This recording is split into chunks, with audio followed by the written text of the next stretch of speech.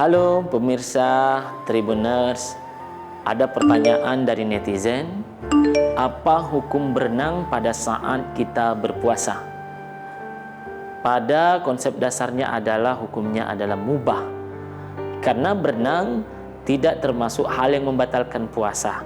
Akan tetapi berenang juga harus perlu dijelaskan bahwa yang tidak merendam atau tidak mencelupkan kepala.